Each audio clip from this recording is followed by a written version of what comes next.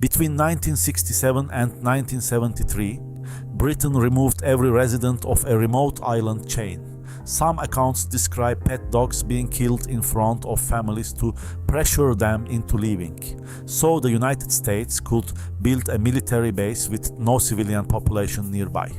That base is Diego Garcia. Today, roughly 10,000 Chagossian descendants remain in exile, and the question of whether they can ever return home is still unresolved. Diego Garcia is the largest and southernmost atoll in the Chagos Archipelago, a remote cluster of low-lying coral islands rising from the central Indian Ocean. Administered by Britain as the British Indian Ocean Territory, this isolated ring of land spans 30 square kilometers, enclosing a quiet, sheltered lagoon. Before the arrival of military planners, these shores supported an established, self-sustaining civilian population. For generations, the Chagossians built their lives across this archipelago, establishing villages, raising families, and cultivating a distinct culture shaped by the sea. This was a settled community whose entire history was rooted in the physical reality of the islands, making this remote geography the foundation of everything that would later be taken away. Here, on these quiet shores, they lived in relative isolation, unaware of the strategic eyes turning toward their home. In the late 18th century, French colonists established the first coconut plantations on these remote atolls to harvest copra for export.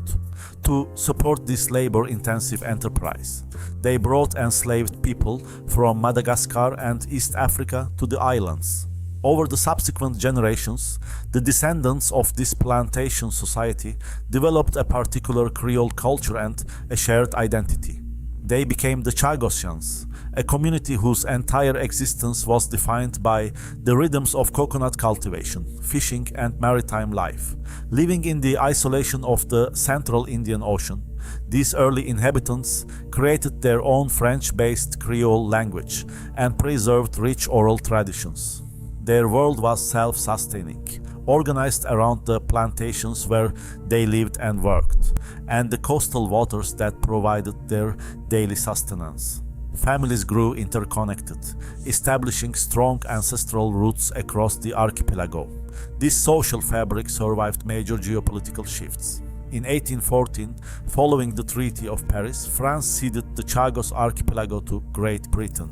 Rather than reorganizing the territory, the British colonial administration managed the islands as a dependency of Mauritius, an arrangement that lasted for more than 150 years. Throughout this long period of British rule, the plantation economy remained stable, and the Chagossians continued to develop their society in relative peace. They built villages, raised families, and established permanent settlements with schools and churches. They were not temporary migrant workers, but an established, permanent civilian population with a rich heritage and a lasting multi-generational connection to their homeland. On November 23, 1965, the British government issued an order in council that detached the Chagos Archipelago from Mauritius, establishing a new colony known as the British Indian Ocean Territory. This separation occurred 3 years before Mauritius gained independence, initiating a sovereignty dispute over the legality of the partition that continues to this day. Beneath this diplomatic partition lay a secret agreement finalized on December 30, 1966, between the United Kingdom and the United States. This exchange of notes made the islands available for a joint military facility, but it carried a strict condition from American defense planners. The territory had to be completely uninhabited. To meet this requirement, the British administration carried out a series of staged removals between 1967 and 1973, affecting roughly 2,000 Chagossians. The process began quietly. Residents who traveled to Mauritius or the Seychelles for routine medical care or supplies discovered they were banned from buying return passage. Later, formal removal orders authorized the physical evacuation of the remaining families. During these final stages, the pressure to leave intensified. Chagossian testimonies, and court affidavits describe coercive tactics used to enforce compliance, most notably the systematic killing of hundreds of household dogs and pets. According to witness accounts, colonial officials and military personnel rounded up and killed the islanders' animals, often by gassing them in cargo sheds. While declassified administrative correspondence confirms orders to eliminate stray animals, the British government has disputed the claim that pet killings were used as a deliberate intimidation policy. For the islanders, however, these actions made it clear that their society was being permanently dismantled. The cargo ships dropped off the displaced families on the docks of Port Louis in Mauritius and Victoria in the Seychelles. Most arrived with nothing but the clothes on their backs.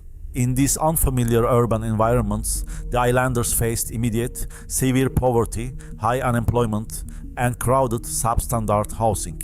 The self-sustaining life they had built around fishing and coconut cultivation vanished, replaced by social isolation and the stigma of being destitute outsiders.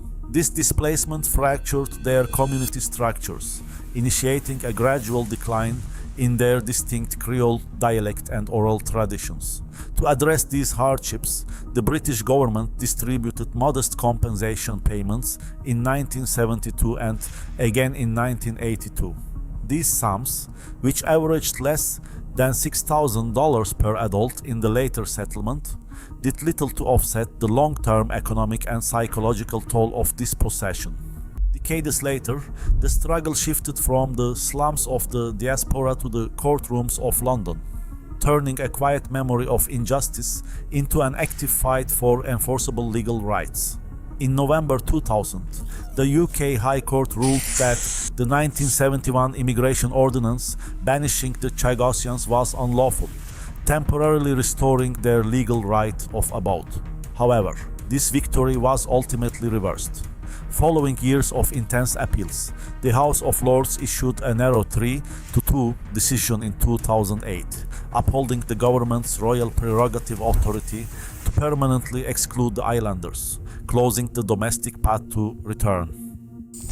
Today, Diego Garcia serves as a major base for global military operations, providing logistics, air support and naval capabilities across the Middle East and South Asia.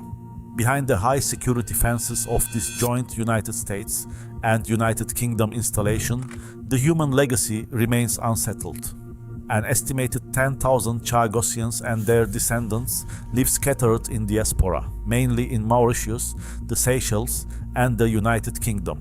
While the base maintains its position as a primary center for international defense, the families forced from its shores remain far from home. In February 2019, the International Court of Justice concluded that Britain's 1965 separation of the islands was unlawful, ruling it not in accordance with the right of peoples to self-determination.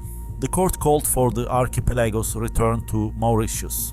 Following years of diplomatic pressure, Britain and Mauritius signed a bilateral agreement on May 22, 2025. The treaty declared that Mauritius is sovereign over the Chagos Archipelago in its entirety, including Diego Garcia.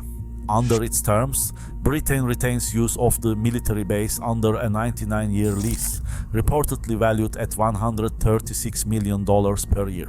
Because these developments are recent, the actual implementation of this treaty and its operational implications remain evolving, and official statements must be monitored to verify their current legal status.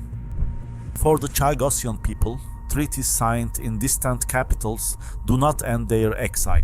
While diplomats debate sovereignty, the core struggle remains unchanged. The agreement permits potential resettlement on the outer atolls of the archipelago, but it does not guarantee a return to Diego Garcia itself. Chagossian families continue to campaign for an unconditional right to resettle their ancestral homes. Decades after their forced removal, the human question of return remains open, an unsettled reality for a displaced society waiting to go home. Please subscribe to support more historical documentaries. Today, Diego Garcia remains a vital geopolitical fortress, yet the displacement of its people remains an unresolved moral debt.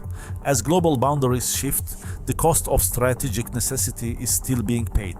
Share your perspective in the comments. Please subscribe for more historical insights.